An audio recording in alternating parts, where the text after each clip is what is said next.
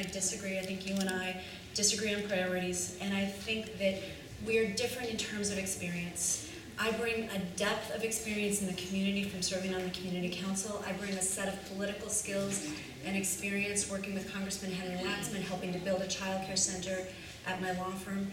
And I bring the perspective of a parent, which I think we desperately need on this board.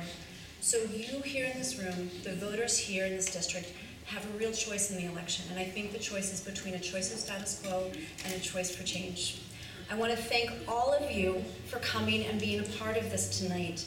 Democracy really is truly beautiful, but it works best, it works frankly only when citizens are engaged, and you, by being here tonight, are some of the most engaged citizens in our democracy. So many people won't even vote, let alone come out to an election, or let alone come out to a candidate debate. Thank you for being involved enough to come out to this candidate debate. And I will ask you, if you have been inspired, frankly, by either one of us, get more involved. I've got lots of people, and I'm proud to say, I'm happy to say, that I've got lots of people who I know have already come out and volunteered for my campaign. Thank you, do more of it. If you would like to volunteer for my campaign, my husband is standing there in the back, my campaign manager is standing right there, one of my best friends in the world, Michelle On, has a clipboard over there. Find one of them, sign up, come out. We've got our campaign offices at the corner of National and Sawtelle, right next to Primo's Donuts. We would love to have you be a part of this. Thank you.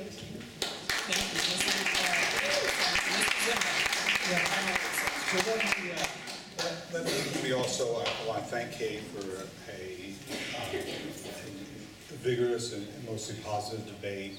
And I want to thank all of you also for being out here, being part of this process. I too encourage you to stay involved, as all of you have been, not just tonight, but in your schools every day.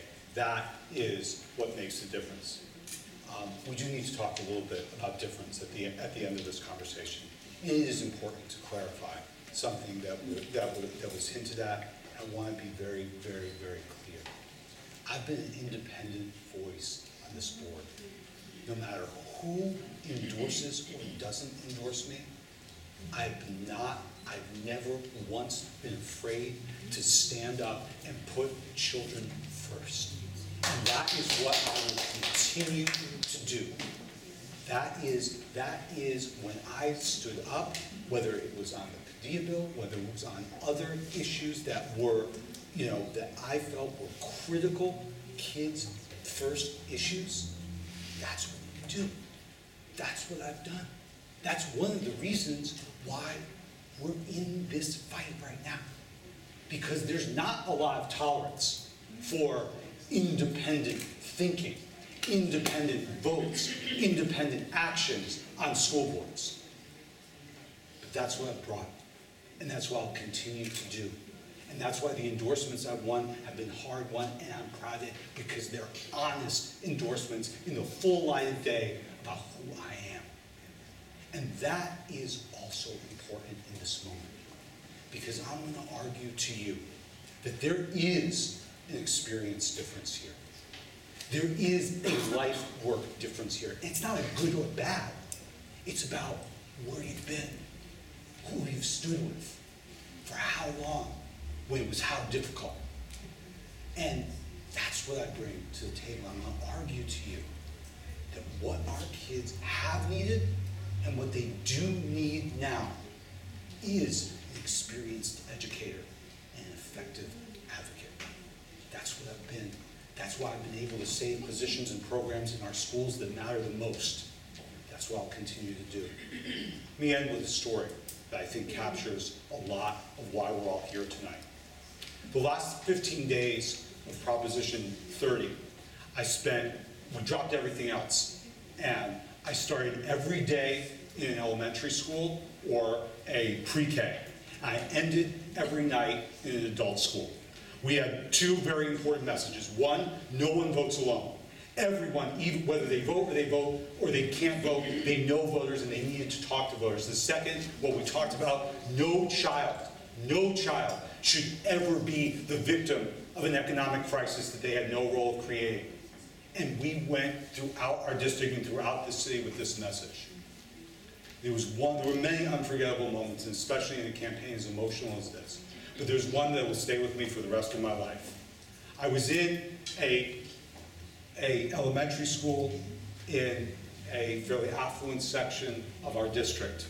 And a woman came up to me after I'd given my spiel, and she said to me, you know, the woman who takes care of my kids came up and spoke to me about how important Proposition 30 is to her and to her child, because you had been in her adult school class the night before. We have the most diverse district of any school board in this nation. We have to embrace that and make sure that the rights of kids and the quality of education works for every child in this district. That's what I've done. That's what I'll continue to do. And I thank you for your participation.